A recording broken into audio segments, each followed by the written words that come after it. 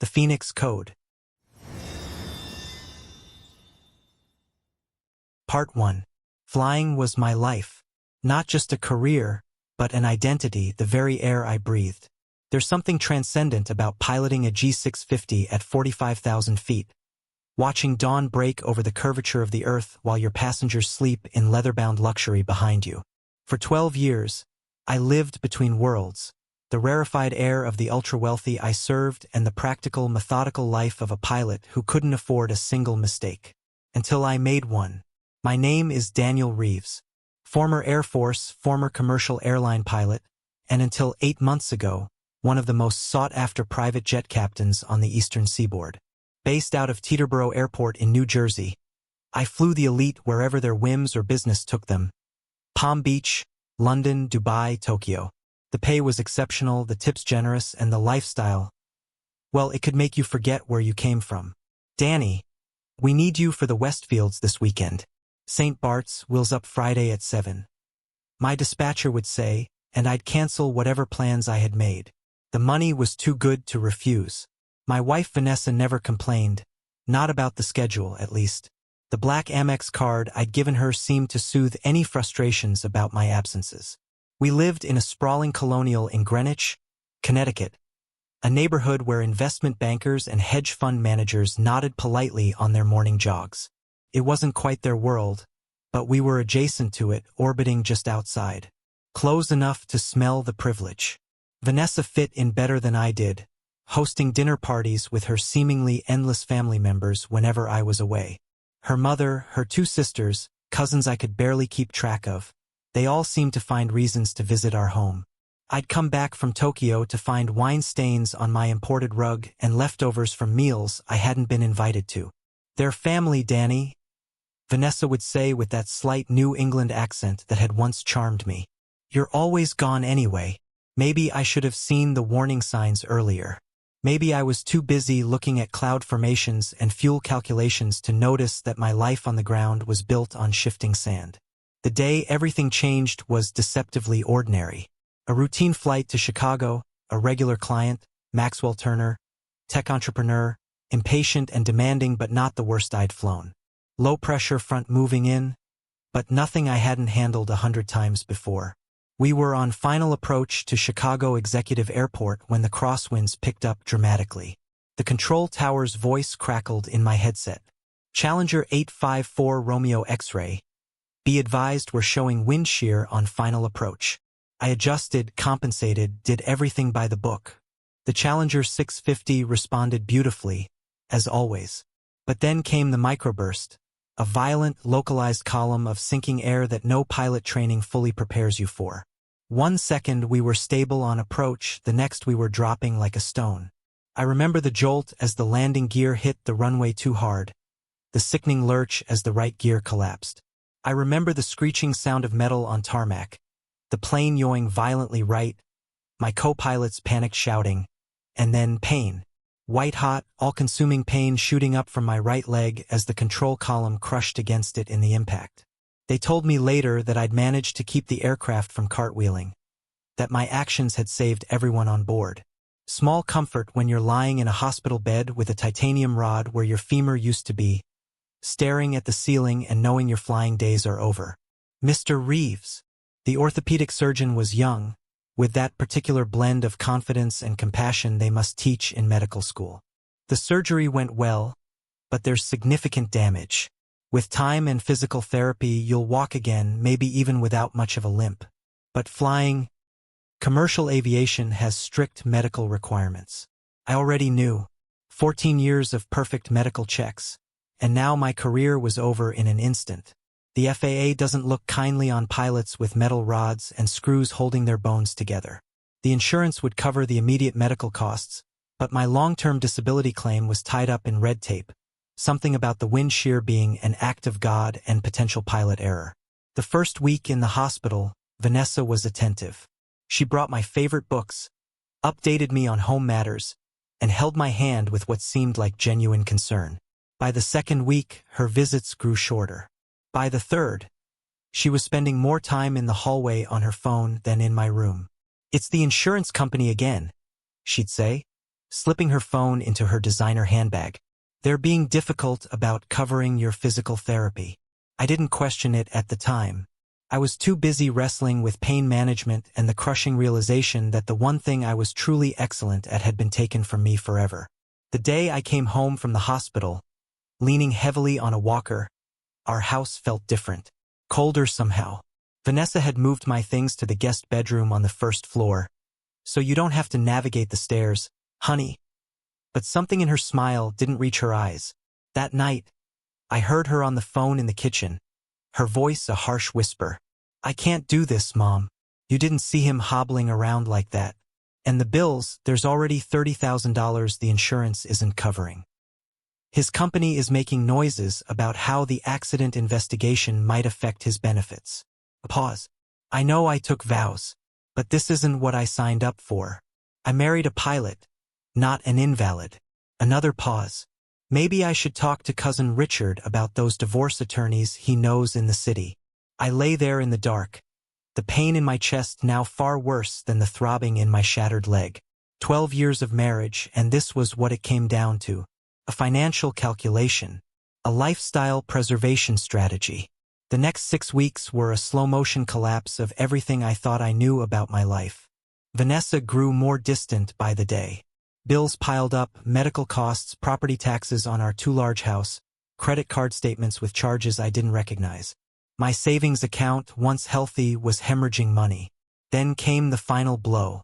I returned from a particularly grueling physical therapy session to find the house strangely quiet. No Vanessa. No note. Just empty closets, missing jewelry, and a kitchen drawer that once held our emergency cash now containing nothing but takeout menus. She'd taken almost everything of value, including the vintage Patek Philippe watch my father had given me before he died. The credit card companies called the next day. Apparently, Vanessa had maxed out all our joint cards before disappearing. The last charge was for a first-class ticket to Miami. 2 days later, a courier delivered divorce papers. The attached letter from her attorney cited abandonment and inability to maintain marital standard of living as grounds. Rich, considering she was the one who had fled. I sat in my empty living room, surrounded by furniture too heavy for her to take, staring at those papers and feeling oddly calm. The depth of betrayal was so complete that it circled back to a kind of clarity. The fog of delusion had lifted, and I could see my marriage for what it had always been, a transaction. And now that I had nothing left to offer, the deal was off. I called the only person I knew might understand. Jack Harmon, a fellow pilot who'd lost his medical certificate to a heart condition 3 years prior. "They all say they'll stick around." Jack's voice was rough over the phone. "But when the uniform comes off for good, man, it's like they suddenly see the real you, and they're not interested in that version." "What did you do?" I asked, watching the sunset paint my empty home in shades of gold and shadow. "I drank for a while," he admitted. "Then I sold everything and moved to a smaller place in Queens. Started over. It's not glamorous, but it's mine. Starting over at 43. The thought was terrifying. But what choice did I have? The next morning I called a real estate agent. The house would have to go. Then I contacted a lawyer about the divorce and the growing mountain of debt Vanessa had left behind. The news wasn't good. In Connecticut, I could be liable for a significant portion of the credit card debt she'd accumulated, even if I could prove I hadn't authorized the charges. As I hung up the phone, a wave of exhaustion hit me. Not just physical fatigue from my healing body, but a bone-deep weariness that comes from realizing your entire life has been built on illusions. The career I loved, gone. The woman I thought loved me, gone. The financial security I'd worked so hard to build, vanishing by the day. I hobbled to the bay window overlooking the garden Vanessa had spent thousands landscaping. The spring flowers were blooming without anyone to appreciate them. In the distance, I could hear children playing in the neighbor's yard, normal, everyday sounds that now seemed to belong to another world entirely. My phone buzzed. Unknown number. "Mr. Reeves." The voice was professional, female. "This is Amanda Wilson from Riverside Rehabilitation Center. I'm calling to schedule your ongoing physical therapy appointments." "I'll have to get back to you," I said. "There are some Financial matters I need to sort out first. A pause. Mr. Reeves, delaying your rehabilitation could significantly impact your recovery outcomes. Your insurance has approved 10 more sessions. I laughed bitterly. My insurance might have approved it, but unless they're planning to cover the $200 copay per session, it doesn't matter much. Another pause. I see. Well, we do have some financial assistance programs. Would you like to speak with our patient advocate? I almost declined. Pride is a stubborn thing even when you're at rock bottom. But something made me say yes. Maybe it was the simple fact that this stranger on the phone seemed to care more about my well-being than the woman who had shared my bed for 12 years. The next day, I drove my soon-to-be repossessed BMW to Riverside Rehabilitation Center. The patient advocate turned out to be a former military nurse named Mia Carter, mid-30s, with close-cropped dark hair and the kind of no-nonsense efficiency that reminded me of the best flight instructors I'd had. So, she said, reviewing my file in the small office with walls the color of institutional hope. Former Air Force, 12 years with NetJets, then private aviation. Impressive resume, Captain Reeves. Former captain, I corrected. She looked up, her dark eyes assessing. Once a captain, always a captain. My brother was Air Force too. He always says you can take the pilot out of the sky, but you can't take the sky out of the pilot. I shrugged, uncomfortable with her perception. Well, the FAA disagrees. So does my ex-wife, apparently. A flicker of understanding crossed her face. Ah, one of those. One of what? Fair-weather spouses. We see it more than you'd think. When the paychecks stop, so does the devotion. She set down my file. For what it's worth, I'm sorry. It was the first time anyone had said those words to me without the awkward pity that made me want to crawl out of my skin. Just a simple acknowledgement of loss. Thanks, I managed. About the financial assistance, right? She was all business again. Based on your current situation, you qualify for our Heroes program, funding for first responders and former military personnel facing financial hardship. It will cover your copays for the remainder of your approved sessions. Relief washed over me, followed immediately by shame. I'm not looking for charity. Mia Carter's expression hardened slightly. It's not charity, Captain. It's a program funded by donors specifically for people like you who served their country and now need a hand up. Would you have hesitated to help another airman if the situations were reversed? She had me there. No. Then we're done with that discussion. She handed me a form. Sign here and we'll get you back on the schedule. Your therapist says you've been making good progress, despite the circumstances. As I signed the paper, I felt something shift inside me. A small spark of, not hope exactly, but defiance. I'd been knocked out of the sky, betrayed by the person who was supposed to have my back, and financially gutted. But I was still here, still breathing, still fighting. I looked up to find Mia watching me with an expression I couldn't quite read. What? I asked. Nothing. She took the form back. I just thought I saw something there for a second. A glimpse of the man who used to fly planes. He's grounded permanently. She smiled then, a quick, sharp thing. Maybe. Or maybe he just needs to find a different way to soar. I didn't know it then, but those words would echo in my mind in the weeks to come, as I fought through the pain of rehabilitation and the equally excruciating process of dismantling my former life. They would become a lifeline as I sank further into despair before finally finding solid ground again.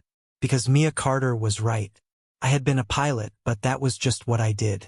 Who I was, who I could still be, was a man who understood risk, who could calculate odds, who could navigate complex systems. A man who, despite everything, still remembered how to fly. Part 2. The Dive into Despair. The Greenwich house sold for less than it was worth, but I didn't have the luxury of waiting for the perfect offer. After paying off the mortgage and the mountain of debt Vanessa had left behind, I was left with just enough to secure a modest one-bedroom apartment in Stanford and keep myself afloat for a few months. The come-down was brutal, from commanding multi-million-dollar aircraft to counting quarters for laundry. Every morning, I woke to the same gray ceiling, the same hollow feeling in my chest, and the same throbbing pain in my leg that the doctors assured me would improve with time. The one thing I had too much of now. Hours stretched into days, days into weeks, and my bank account dwindled with frightening speed. My phone, once constantly buzzing with messages from dispatchers, clients, and colleagues, now sat silent for days. The first month after the accident, there had been calls and texts, professional courtesies from fellow pilots, half-hearted inquiries about my recovery from former clients. But those tapered off quickly.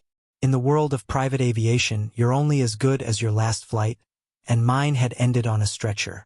I tried reaching out to contacts in the industry about desk jobs, flight operations, scheduling, training, anything that would keep me connected to the world I loved. The responses were all variations on the same theme: we'll keep your resume on file. The unspoken reality was clear. They saw me as damaged goods, a walking reminder of the risks they all faced every time they stepped into a cockpit. The physical therapy sessions at Riverside were my only regular human contact, a fact that was both pathetic and oddly comforting. 3 times a week, I'd grit my teeth through exercises that pushed my healing leg to its limits, under the watchful eye of a no-nonsense therapist named Darnell. "You're not giving me your best today, Captain," he'd say when my motivation flagged.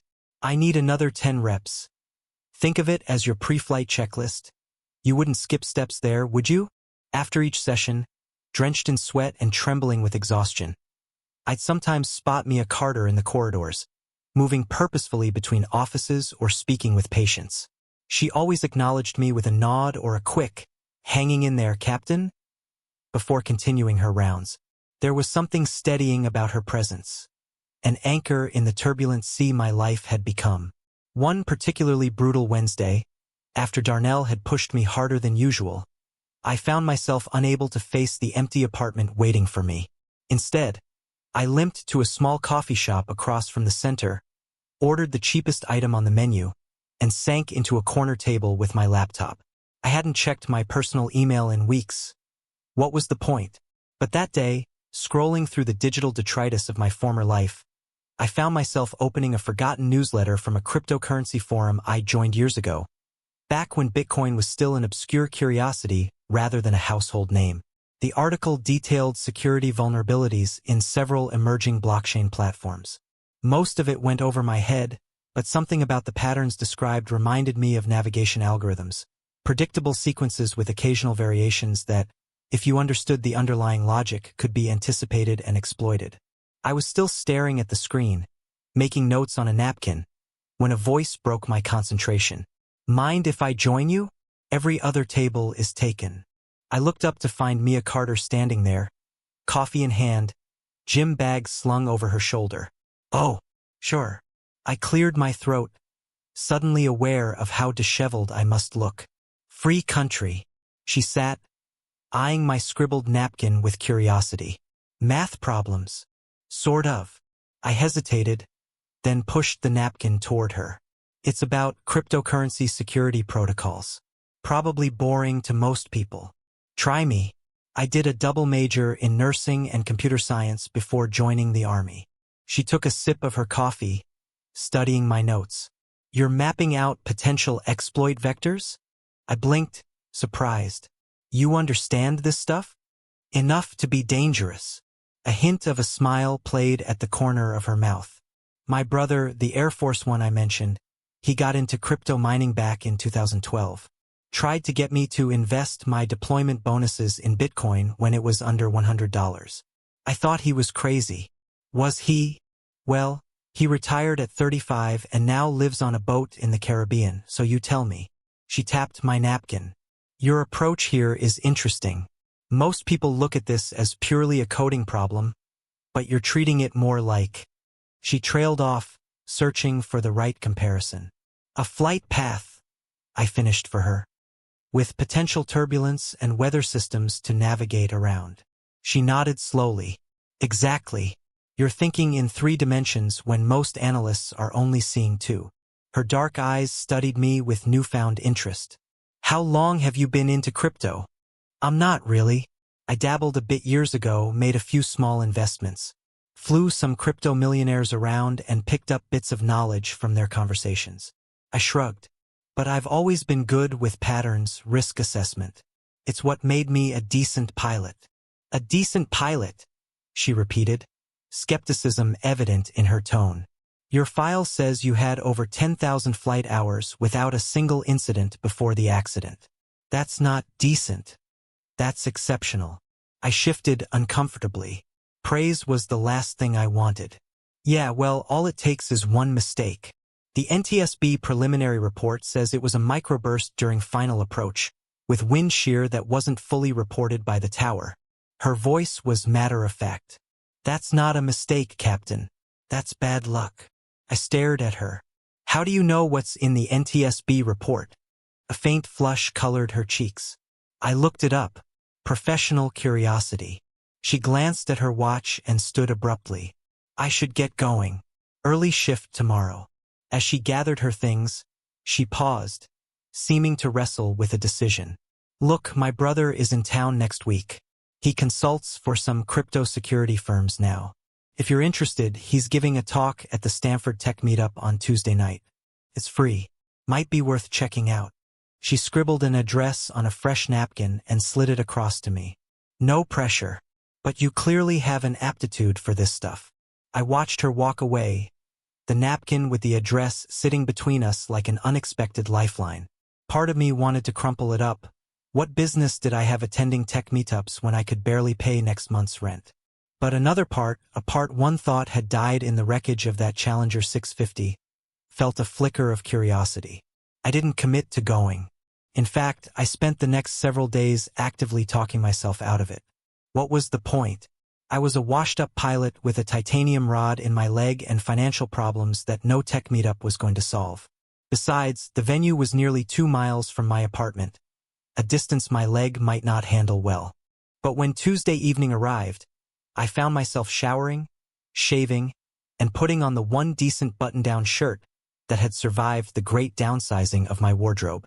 I called an Uber I couldn't really afford and gave the driver the address from Mia's napkin. The meetup was held in the back room of a trendy gastropub in downtown Stanford. About 40 people milled around, most of them younger than me by at least a decade, clutching craft beers and speaking a technological language that might as well have been Sanskrit to my ears. I was about to turn around and leave when Mia materialized at my elbow. You came. She sounded genuinely pleased. I wasn't sure you would. Neither was I admitted. I'm not exactly in my element here. Few of us are, the first time. She gestured toward the bar. Can I buy you a drink? They have some decent non-alcoholic options if you're on pain meds. I hesitated. Pride warred with practicality. I'm good with water. She nodded, not pressing the issue, and led me to a table near the small stage area. My brother's talk starts in about 10 minutes. He can be a bit intense, but he knows his stuff. Will he mind that you invited a random rehab patient to his talk? First, you're not random. And second, Ryan loves an audience. The more the merrier. As if summoned by his name, a man approached our table. He was about my age, with Mia's same dark eyes but a ringier build and the relaxed confidence of someone who had never worried about a paycheck. There's my favorite sister, he announced, bending to kiss Mia's cheek. I'm your only sister, idiot. But she was smiling. Ryan, this is Daniel Reeves. Daniel, my brother Ryan Carter. Ryan's handshake was firm. Mia mentioned you. Former pilot, right? She says you've got an interesting perspective on crypto security. I shot Mia a surprised look. She's overselling my knowledge considerably. Maybe. Ryan sipped his beer.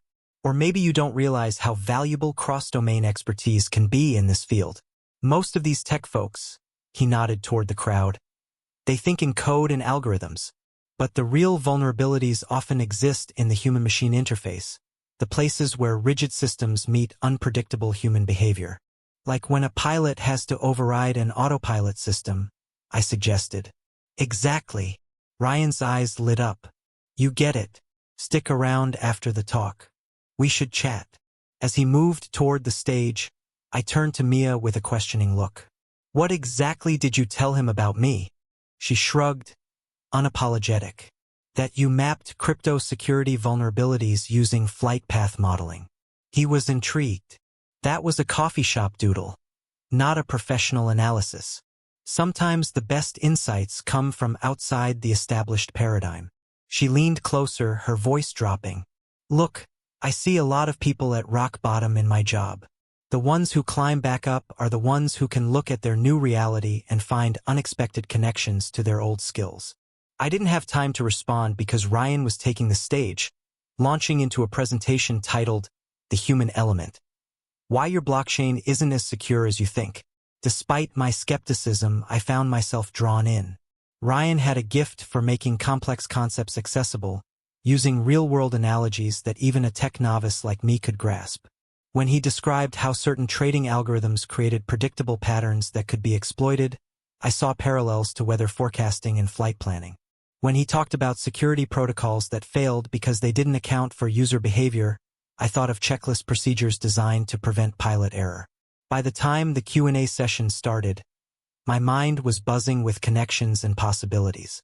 I scribbled notes on a cocktail napkin, barely aware of Mia watching me with quiet satisfaction. After the formal presentation ended, the crowd broke into smaller discussion groups. Ryan made his way back to our table, now accompanied by two men in expensive casual where that screamed, tech money. Daniel, Ryan said, these gentlemen were interested in your flight path approach to security vulnerabilities. I hope you don't mind, but I mentioned your background. I stared at him, then at the expectant faces of the newcomers. Panic flared briefly. What could I possibly say to these people that wouldn't reveal my complete ignorance? But then a strange calm settled over me. The same calm I'd felt thousands of times in a cockpit when faced with unexpected turbulence or a mechanical warning light. It's just a conceptual framework, I began cautiously. Think of a blockchain transaction like a flight plan. You have known starting and end points, expected routes, and potential disruptions. To my astonishment, they didn't immediately dismiss me. In fact, they asked questions, challenging but genuinely interested. I found myself sketching diagrams on napkins, using aviation terminology to explain concepts I was only beginning to understand myself. And somehow it made sense. Not just to them, but to me. An hour later, the pub was closing down and I had business cards from both men, one a security consultant for a major crypto exchange, the other the CTO of a blockchain startup based in Stanford. We should continue this conversation, the CTO, a guy named Marcus, said. We're looking at some vulnerability testing for our new platform. Your perspective could be valuable. Are you consulting currently? Before I could stammer an embarrassed no, Ryan smoothly interjected. Daniel's selective about his projects, but I'm sure he'd consider the right opportunity. Why don't you email him the details? I was still in shock as we left the pub, Ryan and Mia flanking me on the sidewalk outside. What just happened? I asked, half laughing, half incredulous. You impressed people who aren't easily impressed, Ryan said simply. Marcus Whitfield doesn't give out his personal contact info unless he sees potential value. I'm not a consultant. I'm barely keeping up with my rent. Everyone starts somewhere. Ryan checked his watch. I've got an early flight tomorrow, but let's grab coffee before I head back to Miami. Mia has my number. He clapped me on the shoulder. You've got something here, Daniel. Don't dismiss it. As he hailed a cab, Mia stood beside me in comfortable silence. You planned this, I finally said. I created an opportunity, she corrected. You did the rest. Why? You barely know me. She considered this, her expression thoughtful. Do you know why I went into rehabilitation nursing instead of emergency medicine or surgery? She didn't wait for my answer. Because I like being part of the rebuilding process. The emergency team saves your life. The surgeons repair what's broken. But we're the ones who help you figure out what comes next. She met my eyes. And sometimes what comes next is better than what came before. The taxi arrived to take her home, and she hesitated before getting in. The meetup is monthly, by the way, second Tuesday, just in case you're interested. As her cab pulled away, I stood on the sidewalk feeling something I hadn't experienced since before the accident. A sense of possibility. Not hope exactly. I wasn't ready for that yet, but the faint outline of a path forward where before there had been only fog. I called an Uber, my mind still processing the evening's events. The driver, a middle-aged man with a heavy Russian accent, eyed me in the rearview mirror. "Good night," he asked. "Unexpected," I replied. "Ah, those are sometimes the best kind. You look like man who received good news." Did I? I couldn't remember the last time anyone had described me that way. Back at my apartment, I couldn't sleep. The conversation from the meetup kept replaying in my head, connections forming and reforming like approach patterns into a busy airport. I opened my laptop and began researching in earnest blockchain security, cryptographic protocols, vulnerability testing methodologies. When dawn broke, I was still at it, surrounded by pages of notes and diagrams. My leg ached from sitting too long in one position, but I barely noticed. For the first time in months, the pain seemed secondary to the thoughts racing through my mind. The email from Marcus Whitfield arrived 3 days later, proposing a short-term consulting arrangement to review their security protocols from an outside perspective. The compensation he offered was modest by tech industry standards, but to me it represented a lifeline, enough to cover 2 months' rent and expenses. I called Ryan immediately, my voice betraying my nervousness. "I'm not qualified for this. I'll be exposed as a fraud within a day." "You're not selling yourself as a blockchain expert," Ryan said calmly. "You're offering a unique analytical framework based on your experience managing complex systems under pressure. That's genuine. But I don't know the technical details. So learn them. You learned to fly a multi-million-dollar jet, didn't you? This is just another system with rules and protocols." He was right, of course. And so began my crash course in cryptocurrency security. 18-hour days split between physical rehabilitation and intellectual reinvention. I devoured online courses, technical papers, forum discussions.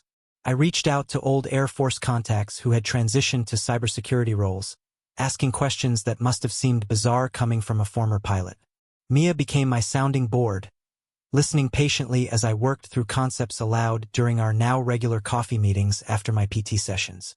Her background in computer science made her an ideal first audience for my ideas, her questions sharpening my thinking in ways that isolated study couldn't.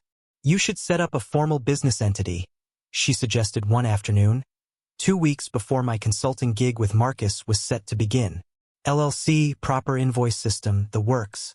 If this goes well, you want to be positioned for more opportunities." I laughed. "Let's not get ahead of ourselves." "Why not? You're already thinking 10 steps ahead on the technical side. The business side deserves the same attention." Again, she was right.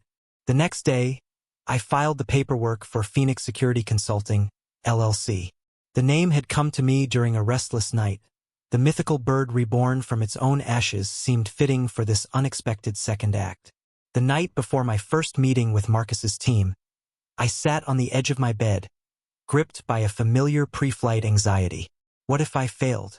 What if they saw through me immediately? What if this brief glimmer of possibility was extinguished, leaving me in darker shadows than before? My phone buzzed with a text from Mia. "You've done the prep work. Trust your training." Clear skies, Captain. Simple words, but they steadied me. I had indeed done the preparation. I understood the fundamentals of their system, had identified several potential vulnerabilities using my cross-domain approach, and had prepared a presentation that highlighted these issues without pretending to know more than I did. The meeting went better than I could have hoped. Marcus's team was initially skeptical. I could see it in their body language and thinly veiled technical questions designed to test my knowledge limits. But when I walked them through my analysis, using flight risk management as an analog for blockchain security, something shifted. They began asking genuine questions, engaging with the ideas rather than testing the messenger. By the end of the day, Marcus pulled me aside. "This is exactly the fresh perspective we needed. The tech industry gets trapped in echo chambers. We all read the same papers, attend the same conferences, think about problems in the same ways. You're coming at this from a completely different angle." The 2-week contract extended to 4, then 6. Word spread in Stanford's small tech community about the pilot security consultant who had identified vulnerabilities others had missed. Small jobs led to larger ones. By the 4-month mark after that first meetup, I was turning down work. Not because I couldn't handle the technical aspects, but because my schedule was full. The financial pressure eased, then disappeared altogether. I moved to a better apartment, one with an extra bedroom I converted into a home office.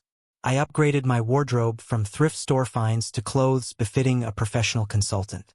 I even started setting aside money for investments, primarily in the cryptocurrencies I now understood so intimately. But the most profound change wasn't in my bank account or living situation. It was in my sense of purpose. The loss of my flying career had left a void I thought nothing could fill.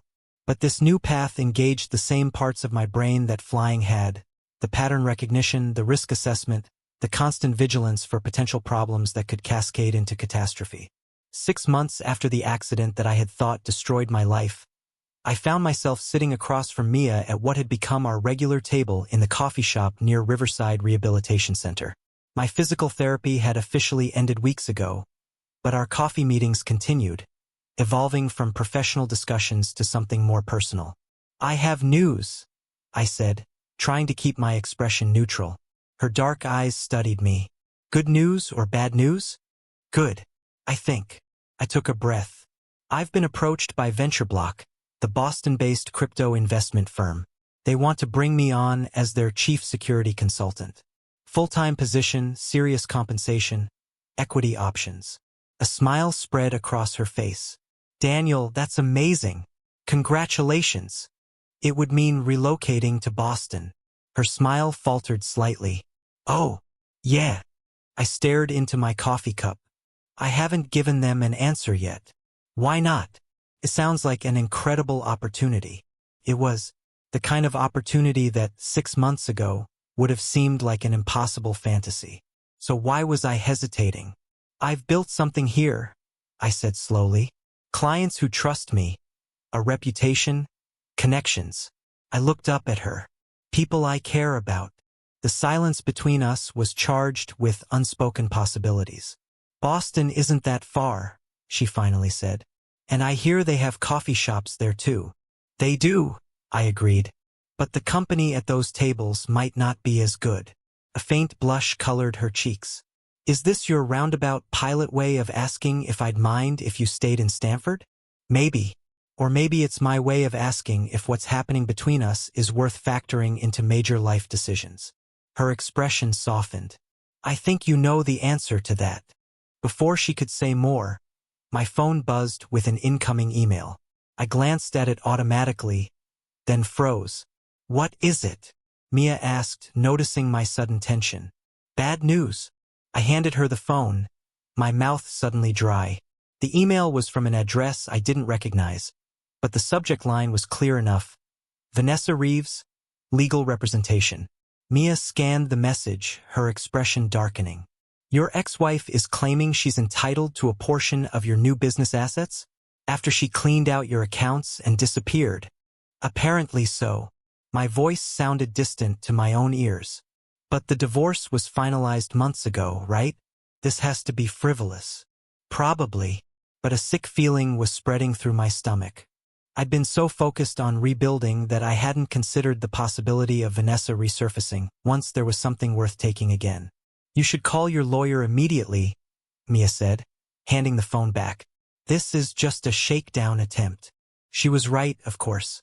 But as I made the call, stepping outside the coffee shop for privacy, I couldn't shake the feeling that this was only the beginning of a new battle. One that would test not just my financial resilience, but the emotional stability I had worked so hard to reconstruct. When I returned to the table, Mia was waiting with a fresh cup of coffee for me and a determined expression. "Whatever this is," she said firmly, "you'll handle it. You've faced worse and come out stronger." I wanted to believe her, but as I sipped the bitter coffee, my mind was already calculating risk factors and threat assessments, just as I'd done thousands of times in a cockpit.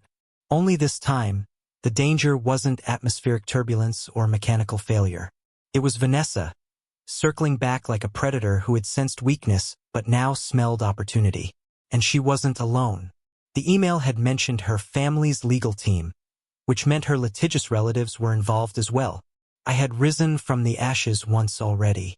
The question now was whether Phoenix Security, and the man behind it, could withstand this new attempt to drag us back into the flames. Part 3. The Rise of the Phoenix. Vanessa's legal threat wasn't just an annoyance. It was an existential challenge to everything I'd rebuilt. My attorney, a pragmatic corporate lawyer named Helen Zhao, didn't sugarcoat the situation when we met in her downtown Stanford office the day after I received the email. The divorce was finalized, but her team is filing a motion to set aside the property settlement, Helen explained, glasses perched on the end of her nose as she reviewed the documents. They're claiming you concealed potential business assets during the proceedings. That's absurd, I protested. Phoenix Security didn't even exist until months after she left. But they're arguing that you were developing the business concept while still married. Helen's expression was grim. Connecticut is an equitable distribution state, which means she could potentially claim a portion of anything deemed to have originated during the marriage. She abandoned me when I was at my lowest, emptied our accounts, maxed out our credit cards. Which is why we have a strong case, Helen assured me. But litigation is expensive, time-consuming, and unpredictable. Her family has resources and apparently a vindictive streak. I leaned back in the chair, the familiar weight of anxiety settling in my chest. What are my options? We fight it, which could take months or years. We try to negotiate a settlement, which means paying her something to go away for good. Or, Helen hesitated. Or what? Or you could accept the Boston position, restructure your business interests, and potentially complicate their claims through interstate jurisdiction issues. Running away. The option sat bitterly in my mind. I'd done enough running in my life, from my humble origins into the rarefied air of private aviation, from confronting the cracks in my marriage until it was too late. The thought of uprooting again, especially now that I had found someone worth staying for, felt like surrender. I'm not making major life decisions based on Vanessa's threats, I said firmly. Helen nodded, not surprised. Then we prepare for battle.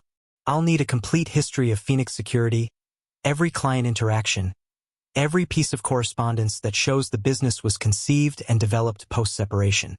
And so began the parallel tracks of my life, continuing to build my consulting business while simultaneously defending it from the woman who had once promised to stand by me in sickness and in health. The irony wasn't lost on me. Days blurred into weeks as I divided my time between client work, document preparation for Helen, and the personal research project that had begun to consume my after-hours, tracking Vanessa's financial footprints. If she wanted to claim a share of what I'd built after she abandoned me, then I needed to understand exactly what she'd taken when she left. The credit card statements were just the beginning. Working late into the night, fueled by coffee and a growing sense of righteous anger, I began piecing together a financial puzzle that had been hidden in plain sight throughout our marriage. Mia found me in this state one evening, hunched over my laptop at my dining table, surrounded by spreadsheets and financial records I'd subpoenaed through Helen. "When's the last time you ate something that wasn't delivered in a cardboard box?" she asked, setting down a grocery bag and surveying the chaos with concern. I glanced up, blinking away the screen fatigue. "What time is it?" 8:30. I texted to say I was coming over. "You said great, right?" "Sorry." I rubbed my eyes. "I got caught up in this." She moved to the kitchen area of my apartment and began unpacking groceries. "You need to pace yourself. This isn't a sprint. It's a marathon." "More like a siege," I muttered, but I closed the laptop and joined her at the counter. "What's all this?" "Ingredients. I'm making dinner while you tell me why you look like you've seen a ghost." I hesitated, watching as she efficiently navigated my barely used kitchen, finding pans and utensils I didn't remember owning. "I think Vanessa was hiding money throughout our marriage," I finally said. "Significant amounts." Mia's hands paused briefly in their chopping of an onion. "What kind of money are we talking about?" "I'm still piecing it together, but at least 6 figures. Maybe more." "How did you miss this while you were married?" It was the obvious question, and the one that had been eating at me for days. "I was gone a lot, flying. When I was home, I was recovering from jet lag or preparing for the next trip. She handled most of our day-to-day finances." I just checked that the major bills were paid and that we had enough in our main accounts. And you trusted her? Mia added softly. I did. The admission hurt. Completely. She nodded, resuming her cooking preparations. So what have you found? Credit card statements show regular cash advances that never appear in our joint accounts. There are transfers to accounts I didn't know existed. Purchases that vanished. Luxury items bought and presumably resold. You can prove this? Some of it. Not all. But there's more. I reached for my laptop, opening it to show her a spreadsheet. See these patterns? Regular withdrawals every month for 3 years. Always under $10,000 to avoid triggering bank reporting requirements. Mia leaned closer, her brow furrowing. That looks deliberate. It is. And it gets better. I scrolled down. After the accident, when she knew she was planning to leave, the withdrawals increased. But here's the interesting part. Most of the money moved through accounts connected to her family members. Her mother, her sisters, even a cousin I barely knew. A family operation, Mia mused, returning to the stove to stir something that was beginning to smell delicious. What does Helen say? That it changes the game. If we can prove Vanessa was hiding assets during the marriage, her current claims against Phoenix Security become much weaker. Plus, we might be able to file counterclaims for the hidden funds. That's good news, right? Why do you still look like you're carrying the weight of the world? I hesitated, searching for words to explain the complexity of emotions the discovery had triggered. It's not just about the money. It's realizing that the entire relationship was corrupted. That while I was flying halfway around the world to provide for us, she was systematically preparing for a life without me. That maybe she never intended to stay if things got difficult. Mia's expression softened. She wiped her hands on a kitchen towel and came to stand beside me, her shoulder touching mine in a gesture of quiet support. The betrayal is the hardest part, she said softly. Harder than the financial loss, harder even than the physical pain of your injury. Because it makes you question everything, your judgment, your worth, your ability to trust again. I looked at her, struck by the precision with which she had named the ache that had been haunting me. How did you know? A shadow crossed her face. I've been there. Different circumstances, but the same fundamental lesson. Sometimes the people we trust the most are the ones most capable of hurting us. Before I could ask more, she returned to the kitchen, her voice deliberately lighter. Dinner's almost ready. Clear some space at the table? Unless you prefer to eat surrounded by evidence of your ex-wife's financial crimes. I smiled despite myself, gathering the papers into neat stacks. This is nice. Having someone cook in my kitchen. Don't get used to it. Next time you're cooking. She served 2 plates of what turned out to be an excellent pasta with a sauce that put my usual takeout to shame. Consider this brain fuel for your financial detective work. Over dinner, our conversation drifted away from Vanessa and legal battles to more pleasant topics. Mia's brother Ryan and his latest crypto venture. A hiking trip she was planning for the spring. A new client project I was excited about. For those brief hours, I remembered what it felt like to be simply Daniel again. Not an ex-pilot, not a fraud victim, not a man fighting to protect his second chance. After Mia left, promising to check in the next day, I returned to my research with renewed focus. If Vanessa and her family wanted war, I would be prepared.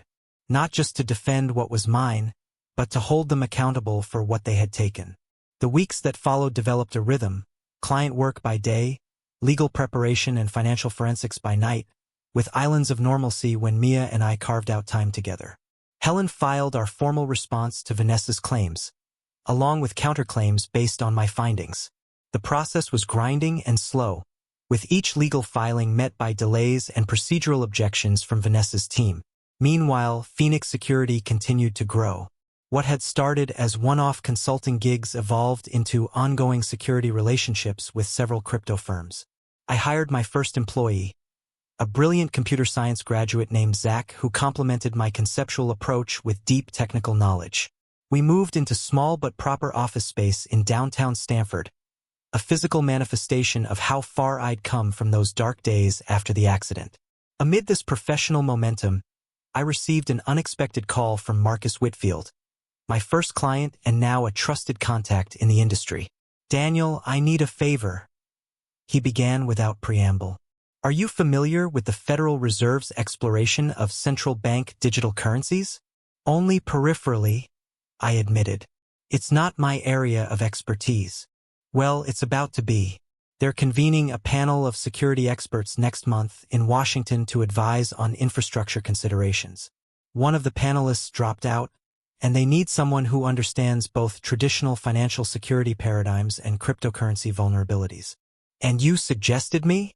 I couldn't keep the surprise from my voice. "I did. Your cross-domain expertise is exactly what they need. Someone who can translate between the old-world banking systems and new decentralized models." I hesitated. "Marcus, I appreciate the vote of confidence, but this sounds above my pay grade. I'm not an economist or a government-level security expert." "Neither are most of the people on the panel," he chuckled. "They're specialists with narrow expertise. What they lack is someone who can see the big picture, identify systemic risks rather than just technical vulnerabilities. Think about it. Isn't that exactly what you did as a pilot? Managing complex systems while maintaining situational awareness." He had a point, and the opportunity to contribute at that level was tempting, both professionally and personally. After months of defending against Vanessa's attempts to tear down what I'd built, the validation of being considered for such a position was powerful. "When do they need to know?" I asked. "By the end of the week. I'll email you the details.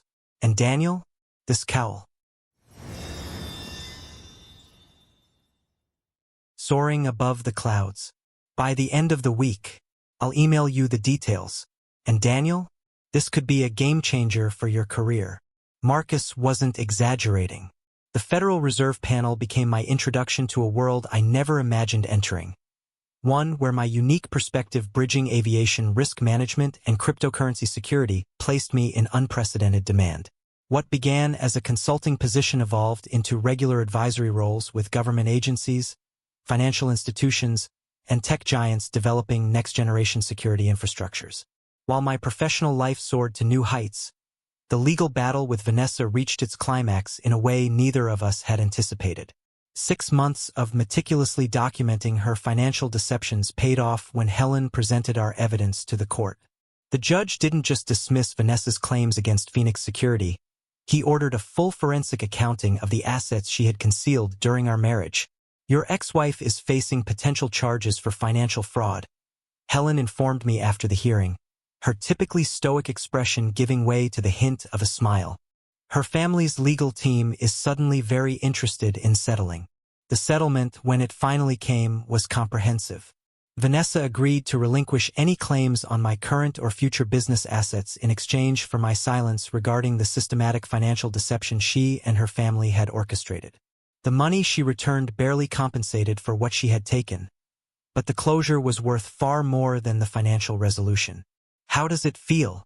Mia asked when I shared the news, her hand warm in mine as we walked along the Stanford waterfront that evening. To finally be free of her? I considered the question, watching sailboats returning to harbor as the sun dipped toward the horizon. "It's not about her anymore," I realized aloud. "Hasn't been for a long time. She was just turbulence I had to navigate through." Mia smiled at the aviation metaphor. "And now? Clear skies ahead. With some interesting weather systems to keep things challenging," I replied, thinking of the expanding scope of Phoenix Security and the increasingly complex projects we were undertaking. What had begun as a one-man operation had grown into a boutique security firm with 12 employees, specialists in cryptography, network security, and financial systems, all united by my cross-domain approach to vulnerability assessment. Our office now occupied the entire top floor of a Stanford office building, with views of Long Island Sound that reminded me daily of how far I'd come from that bare apartment where I'd once counted quarters for laundry. The most significant change came 9 months after the Federal Reserve panel, when a consortium of international banks approached us about developing security protocols for a new cross-border digital payment system. The project was too large for our boutique firm to handle alone, requiring resources and personnel we simply didn't have. "We have 2 options," I explained to Mia over dinner at the small Italian restaurant that had become our favorite. We can partner with a larger security firm and take a secondary role, or, she prompted, knowing me well enough to sense there was more. Or we can secure venture funding to expand rapidly. There's interest, significant interest, from investors who see the potential in our approach. Mia studied me across the candlelit table, her dark eyes reflective. Which option appeals to the pilot in you? It was the perfect question, one that cut through the spreadsheets and projections to the core of who I was. Pilots don't like giving up the controls, I admitted with a smile. 2 weeks later, Phoenix Security closed its first funding round, valuing the company at a figure that would have seemed hallucinatory to me during those dark days after my accident. We leased additional office space, hired 20 more specialists, and launched a research division focused on developing new security paradigms based on aviation risk management principles. Through it all, Mia remained my constant, her steady presence anchoring me as success began to transform my life once again. She had completed her master's degree in cybersecurity, inspired, she claimed, by our endless discussions about my work, and now divided her time between patient care at Riverside and consulting with us on medical data security projects. You need to decide what kind of company you want to build, she told me one evening as we reviewed architectural plans for Phoenix Security's new headquarters. Not just the services you'll offer, but the culture, the values. It's like designing an aircraft. Every component needs to align with the overall purpose. She was right, as she so often was. In the whirlwind of growth, I had focused on capabilities and clients without fully articulating what Phoenix Security stood for beyond technical excellence. That night, I drafted what would become our company manifesto, principles drawn not from business textbooks but from the disciplines that had shaped my life. The precision of aviation, the resilience learned through recovery, and the clarity that comes from seeing complex systems from above. On the second anniversary of Phoenix Security's founding, we moved into our new headquarters, the penthouse floor of Stanford's most prestigious office tower. The space was designed around the principles of an aircraft cockpit. Clear sightlines, information-rich environments, and collaborative spaces where teams could respond rapidly to emerging threats. The evening of our opening reception, after the investors and clients had departed, I found myself alone on the wraparound balcony, gazing at the city lights spreading below me like constellations. The titanium rod in my leg, a permanent reminder of my former life, ached slightly in the cool evening air, but the pain had long since become just another data point to acknowledge rather than a limitation to overcome. The sound of the balcony door sliding open pulled me from my thoughts. Mia stepped out, a vision in a simple black dress, her dark hair lifted by the gentle breeze. "I thought I might find you out here," she said, moving to stand beside me. "Everyone's gone. Zach's locking up. Did Ryan make it to the event? I didn't see him. Flight delayed in Miami. He sends his congratulations and says he'll make it up to you with insider tips on the next big crypto trend." She smiled, knowing how her brother's predictions had become a running joke between us.